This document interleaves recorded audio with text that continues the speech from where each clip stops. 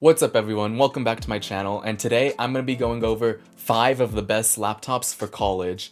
So go ahead, like the video, hit subscribe for more videos like this and college advice like this, and let's get into it. So the number 1 laptop for college is going to be the MacBook Air, specifically the M1 MacBook Air. This laptop is incredibly powerful, it has amazing battery life, and with the student discount it's $899. So it's the best budget laptop, or not budget, but best value laptop. It's the best laptop for performance, and it's the best laptop for battery life. It's kind of a no-brainer to get the M1 MacBook Air for honestly like any use case scenario you can think of a laptop is desired for besides gaming. And let me get this out there real quick too, I will never recommend a gaming laptop for college students because number 1, gaming laptops are too heavy and too bulky to carry around every day, which is the whole point of a laptop for college. You want to carry it to class and to the library and to the coffee shops and everything. So don't get a gaming laptop for college. Now that that's out there, the M1 MacBook Air is the best laptop for college students by far. And I can't think of any reason not to get it. Even if you hate macOS, you hate Apple, you hate everything about it, this is undeniably still the best laptop for college students. But the M1 MacBook Air can run like literally anything on macOS because of the way they did the Rosetta compiler so that they translate x86 code into ARM code so that you can run any application basically on it. So don't worry about compatibility issues with an ARM-based CPU on macOS, so it's fine. You can run any application still, which is the reason why I didn't recommend an iPad, so.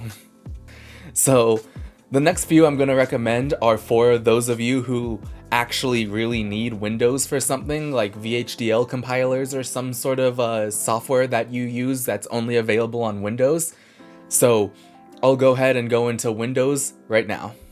Okay, over to Windows. The benefits of Windows are more customizability, more price options, and you can have options of touchscreens and 2-in-1 laptops. The first one I'm going to go over is a 2-in-1, and that is the Surface Pro. In my opinion, the best 2-in-1 laptop is the Surface Pro. I've been praising this laptop for a long time, and it's been getting me through so much. This went through all of college and more, and it's amazingly powerful and runs full Windows, as well as has tablet mode, so you can basically use it as an iPad to take your notes on with the stylus, and it's also a full keyboard and mouse support with Windows 10.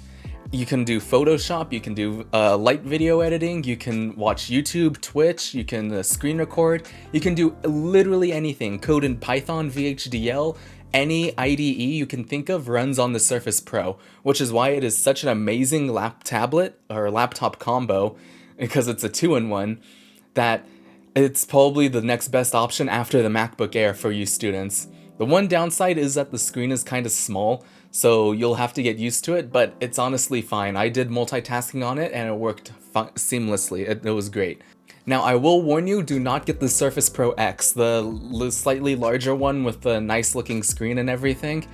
It is really nice looking and more modern, but it has an ARM CPU, and ARM on Windows is not very good right now. There is not a similar application to like Rosetta on macOS that translates the x86 code into ARM code, so it's just like doesn't really work as well. You can't really run Photoshop or anything like very interesting or very good, useful on it. So stick to x86 Windows 10 devices for now. So yeah, that's why I think the Surface Pro is like the best laptop for college students, because it's a 2-in-1, you can take notes on it, you can do any computer coding or anything on it. It's amazing. So now these next laptops, I will like still list them in the video, but I would strongly recommend looking towards the Surface Pro or the MacBook Air. Those are the top 2 by far in my opinion, but I'm gonna give you some more options just in case, you know, you want something like more a traditional laptop on Windows side. And I'm gonna start with the budget option. So the budget option laptop I recommend is the Lenovo Flex 5. This laptop seems very nice. It has up-to-date modern CPU specs, it has solid SSD storage, as well as enough RAM to get you through the endless Google Chrome tabs that you'll use in college. So this seems like a very good device to have. Now, I don't personally have these next few ones, but from what I can tell, these look great and are what I would spend my money on if I was in the circumstances of needing to get this particular laptop. Also, it's a 2-in-1, so you can use a stylus and use it as a tablet. It won't work as good as the Surface Pro, but you at least have the option. Now, the next laptop, I know I said I wasn't going to recommend any gaming laptops, but the next one is the Razer Blade 14, and here's why. This laptop is perfect for the student who wants power, performance, and portability. So it is the most powerful laptop on this list, as well as the most expensive though, but you get the most performance out of it. So if you need to do any on-the-go video or photo editing, maybe a little bit of streaming, some light gaming, this laptop has you covered far beyond what is required for like any college student. So if you're that type of college student, then go ahead and get this laptop. I wouldn't recommend it.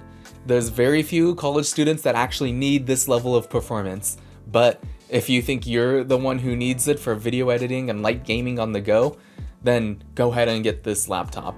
But still, I would not recommend a gaming laptop specifically for college. Get a gaming desktop as well as like a cheap laptop for portability.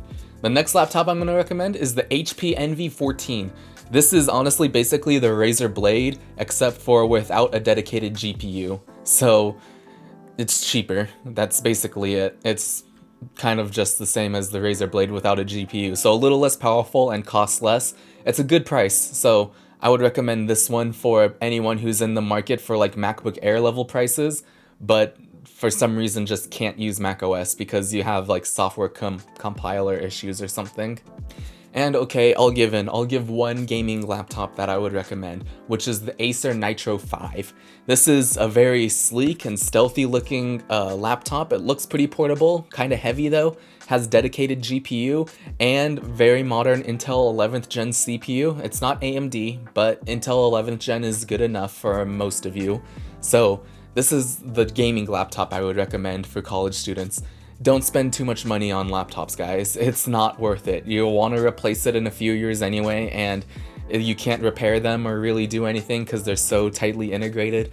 This one's kind of like the Razer Blade, except for cheaper, but like lower specs on the GPU side. So you get a 3050 GPU, but that's fine. You'll probably never use the max power of it anyway, especially if you're not gaming or doing like 4K video editing on the laptop.